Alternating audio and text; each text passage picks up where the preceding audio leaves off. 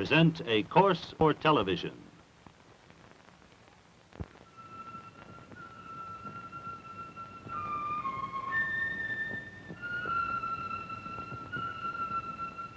The Religions of Man,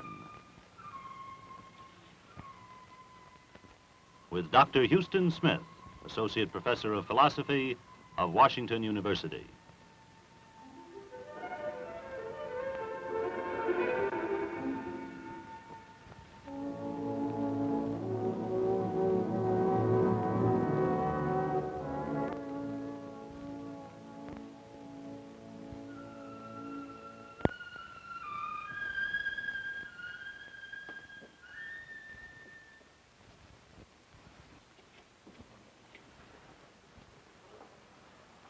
Last week we were discussing the Hindu concept of man's destiny as being union with God, and we're talking about the four paths to this union: the path of knowledge, the path of work, the path of love, and the path of psychological exercises.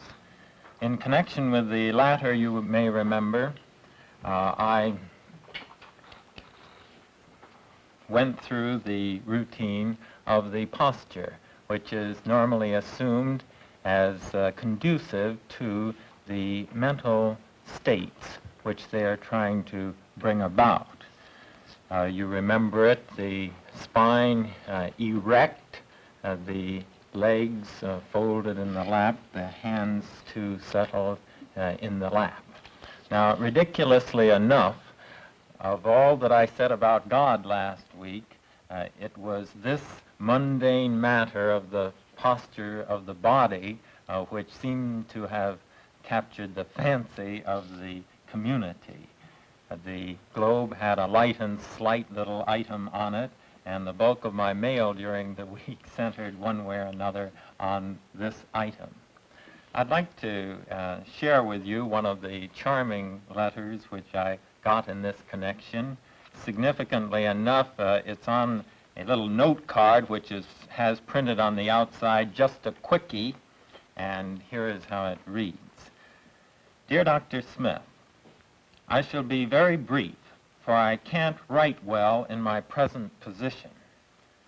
I have my left foot in my right pocket and my right leg pretzeled around my left. How do I unwrap?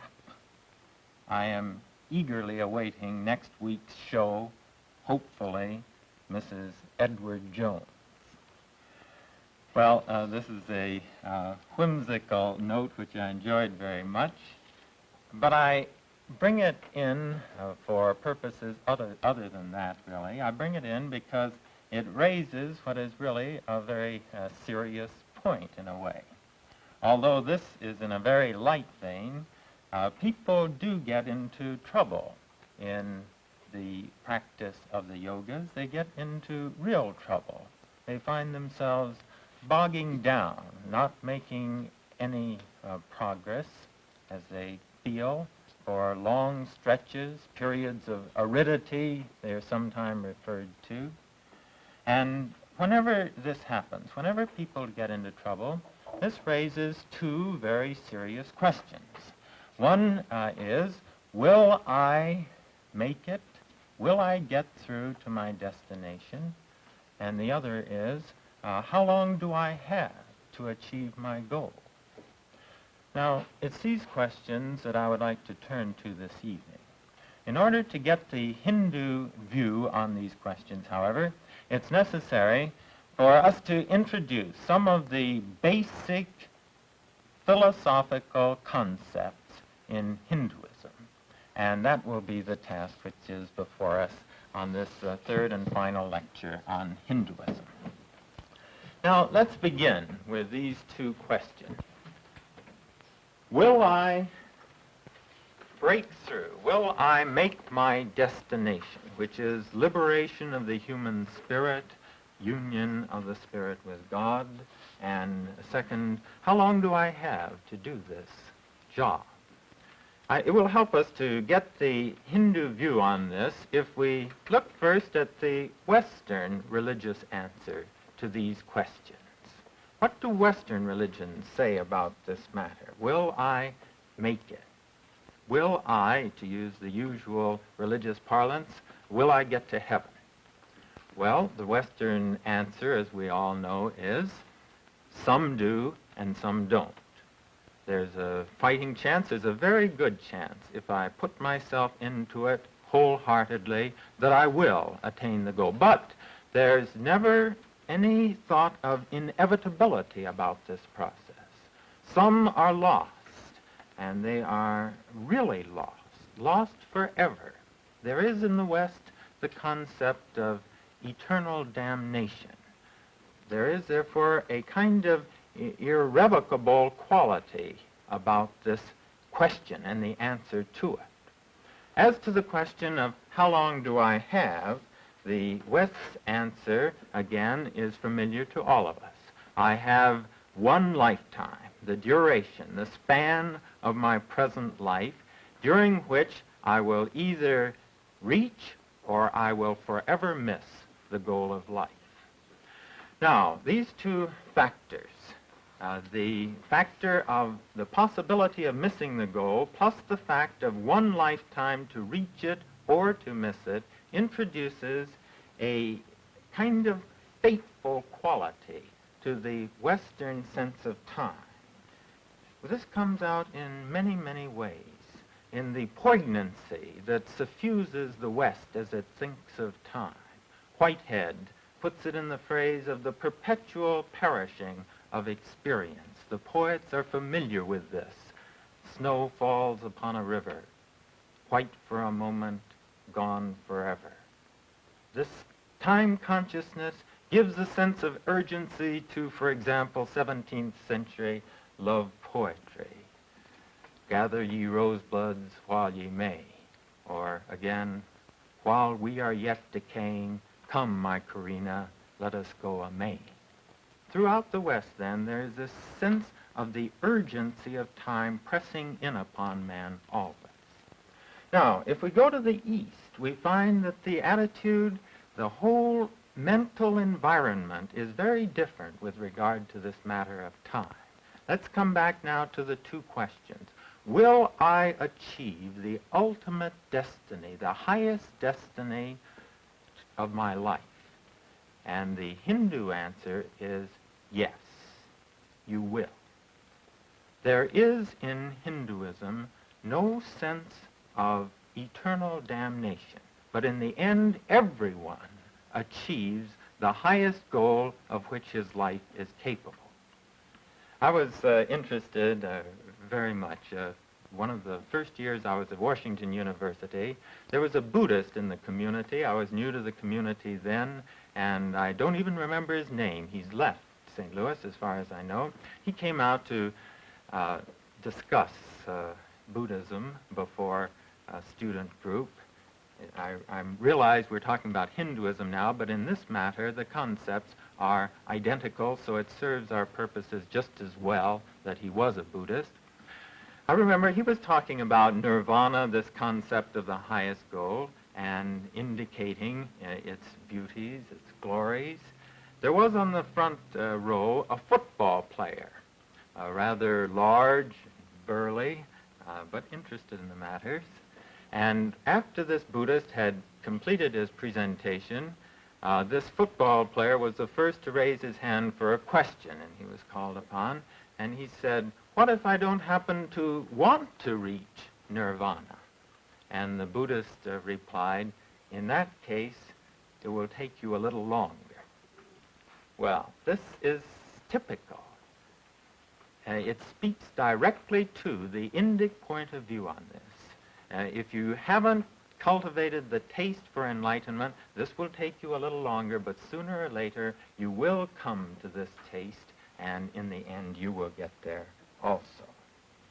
Well, we see then a basic difference with regard to time, with regard to how many will reach destiny, the human destiny.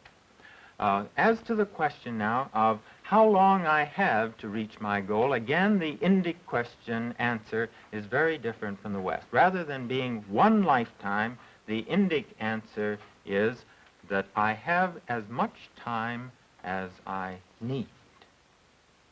Now, how can this be? Well, this brings us to one of those basic philosophical concepts which we must introduce into the picture this evening.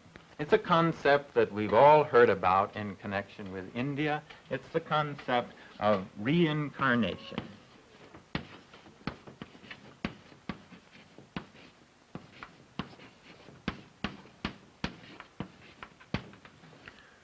What does it mean? Well, look at the word. This carnate has to do with the body. And re, of course, in is coming into, and re is again. What it means is that the spirit of man is not indissolubly wedded to a single human body. That on the contrary, the soul of man moves through, passes through a succession of human bodies. From the Indic point of view, a single lifetime is far too short to learn the lessons, the basic lessons which we are here in life to learn. It takes a number of these to accomplish that job. And therefore, since the body lasts only a very short time, a number of bodies are needed. The concept, to put it rather crudely, is like that of our bodies passing through a number of suits of clothes. When we wear out a suit of clothes, we don't figure that our life is through. We simply don a new suit of clothes. Similarly, to carry over the analogy, the spirit of man dwells in a body, but when that body decays, then this spirit simply dons a new body. Now, what are we to think of this concept? Is it something that, I don't say that we can believe, but is it something that we in the West can take seriously? Belief is another matter. Well, I'm not here to argue the case, but I think it is worth noting that many of the great thinkers of the West have at least entertained this idea as a serious possibility. From Plato to Origen, from Blake to Schopenhauer, from Burma, Kant, and Swedenborg, to Browning, Emerson, and Whitman. These are some of the names in the West who, as I say, have considered this possibility with various degrees of acceptance, but all taking it as a serious possibility. But we're not here to talk about the extent to which the West agrees. Let's continue with the East. Why do the Indians believe in this doctrine of reincarnation? Well, I think they would put it this way. First of all, on theoretical grounds. People are different. And we come up against that stubborn fact time and time again. They have different capacities, different interests, different moral conditions. I've known people that seem to have been born sweet, you can almost say, and others who just have a terrible time in life. Now, how are you going to explain the vast range of difference in human possibilities? We have musicians, Mozarts and Beethovens, who very young, without the elaborate training, take to music with great facility. Well, the Western interpretation is based on two things. First of all, the idea of environment and heredity. I would say that we in the West are banking our interpretation of these differences on these two concepts, environment and heredity. Well, here the Indians would simply say, well, that may be so. You may be right that those two could exhaustively account for these differences, but you haven't by any means proved the case as yet that these two factors can do the accounting job. And therefore, we would simply insert as a third contributing factor this residue of tendencies, of inclinations which have been built up in some way out of past experiences. Now, there's another reason. That's the theoretical point I think they would want to suggest. But they would also, I think, say that there is a moral point, too. And that is that without some sort of concept like this, it is very difficult indeed to argue to maintain the case for a moral universe, because people simply do not have the same opportunity. Some are born handicapped in one way or another, and either you have to say this is just chance, someone got the hard breaks. Either you have to just dismiss it to chance, or if you're going to sustain the moral factor, you will have to say that somehow responsibility for that was developed in their past lives, and also that what they do in this life will bring them, if they react to their challenge in a creative way, to a better condition in the life to come. There are then, I think they would want to say, two reasons for, at least these two reasons, for entertaining this as a possibility. Now let me ask another question. Do we, from the Hindu point of view, do we return at once?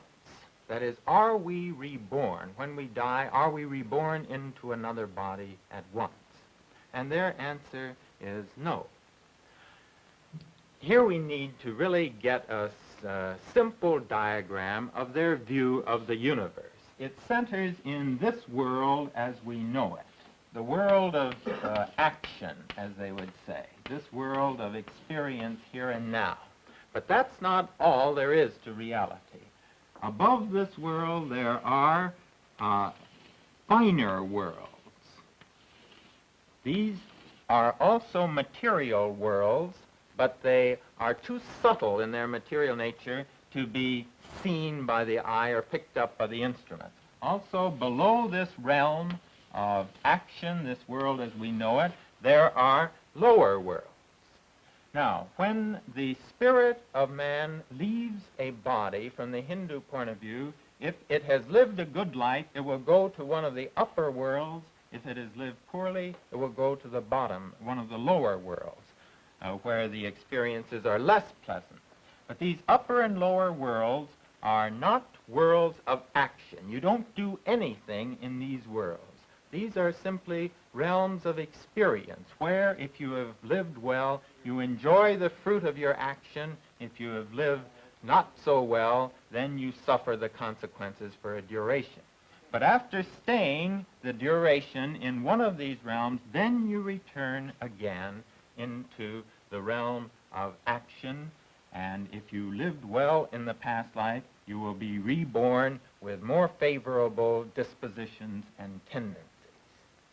Salvation, however, according to the basic Indian view, lies outside of all this, because this is all material. Ultimately, when liberation comes, the spirit is relieved of all material encumbrances, and then he enters into direct union with God. Now, while we're on this cosmology, let me just introduce a couple of other points about it so we can get the Hindu perspective. There is in the Hindu outlook what they call the day of Brahma and the night of Brahma. By that they mean that this material world isn't constant. Rather, it's sort of like a gigantic accordion. It will swell out and expand for a period, a long period, but then after having been in this expanded state, it will then collapse and go into what they call the night of Brahma, or God, the night of Brahma, in which it is in pure potentiality. It is latent. Now, there are some very interesting parallels between this view and contemporary scientific views. I have here a little note from the Scientific American of last summer.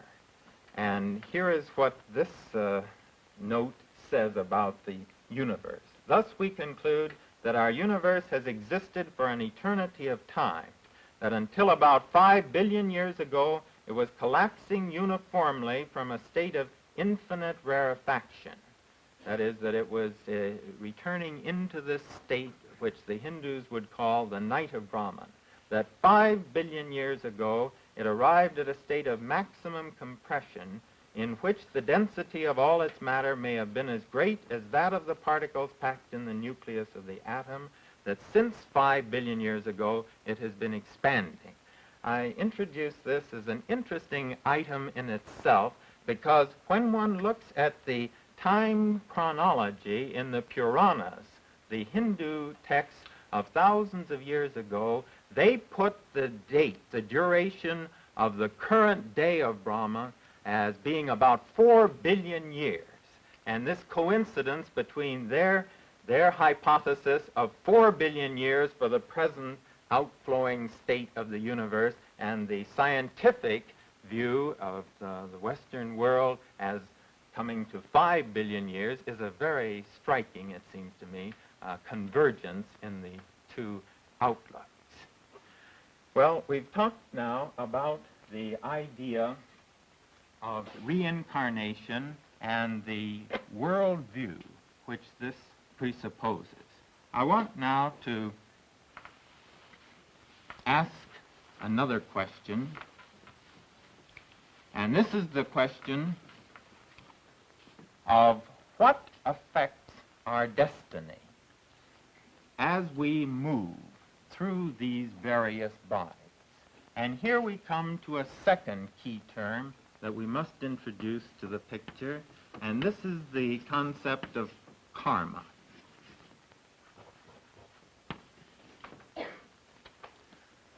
Karma, briefly, is the law of cause and effect as this pertains to the moral and spiritual realm. This is something we're very keen about, cause and effect. Our Western science has made us very alert to ideas of cause and effect. Well, the Hindus here are extending this law, applying it to the realm of man's moral and spiritual life as well. Well, we do the same thing. We have in our own tradition such phrases as a man sows, so shall he reap. We have, too, the idea, sow a thought and reap an act. Sow an act and reap a habit. Sow a habit and reap a character. Sow a character and reap a destiny. Well, this is essentially the idea of karma. But they carry this to absolutely complete terms. And what I mean by that is they would say that a man is fully responsible for his present condition. Where he is in his present state is the result of what he has thought and what he has done in the past.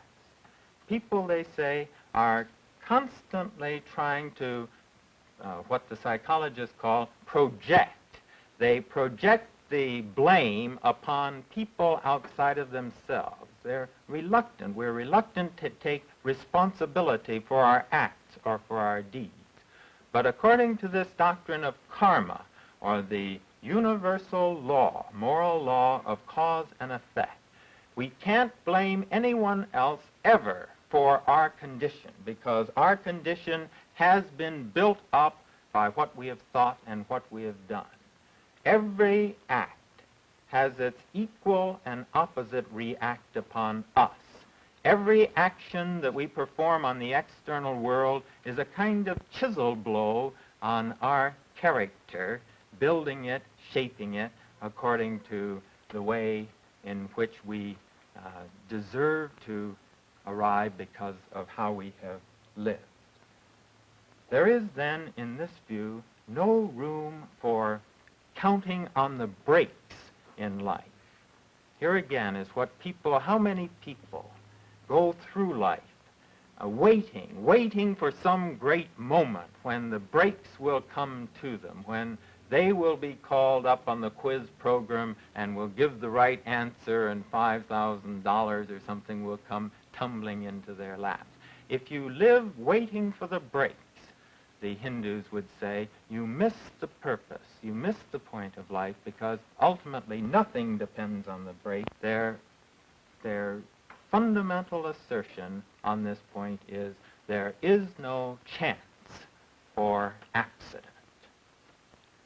All right, now these then are two of the key ideas which underlie the Hindu concept of life and religion. Let me now, as we come into the closing minutes of this third and last lecture on Hinduism, try to recapitulate some of the basic theses in their religion. First of all, the Hindu view of God. Ultimately, God is infinite. He is beyond all we can think or even dream. But this doesn't help too much because we need to imagine him. We need to think of him in some way. C.S. Lewis, the British literary figure, says something very pertinent on this point. He says that when he was small, his parents asked him, told him, as a matter of fact, to think of God as infinite because all forms would limit him. He said, I tried as hard as I could, but the closest I could come to thinking of infinity was an infinite sea of gray tapioca. Well, the Hindus would agree. Yes, the mind reaches out after symbols, and there's nothing wrong in that.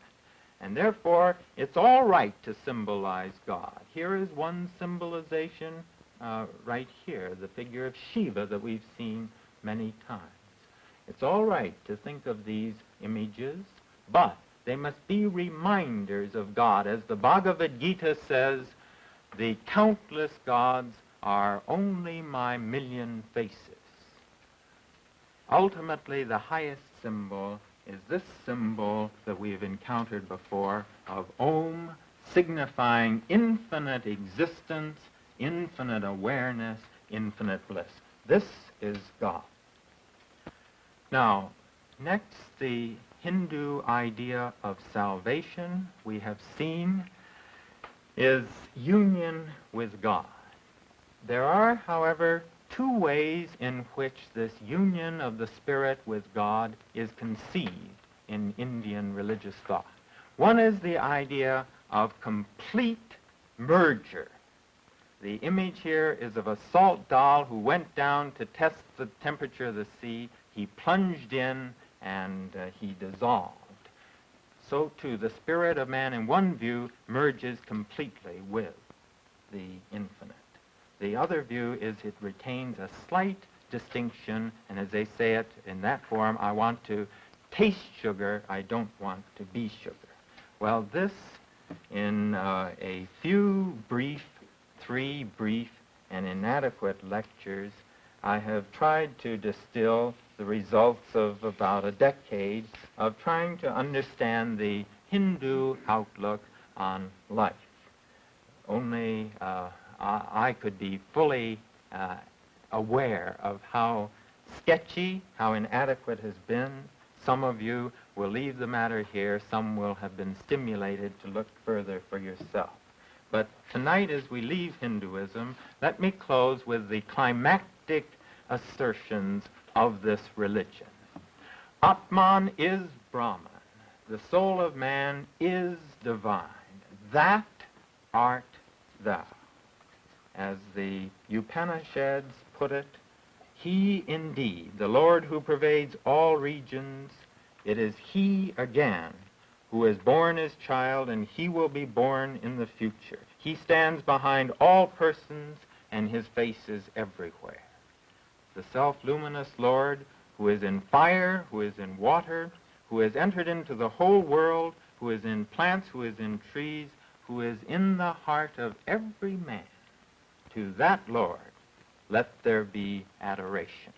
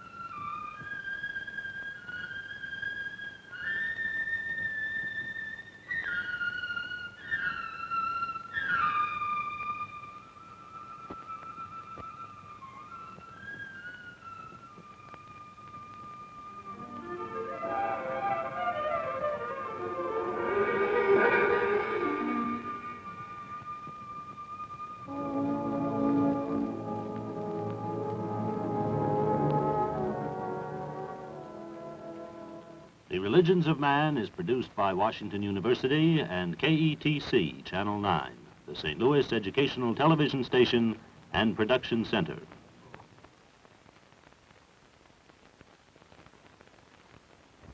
This is NET, National Educational Television.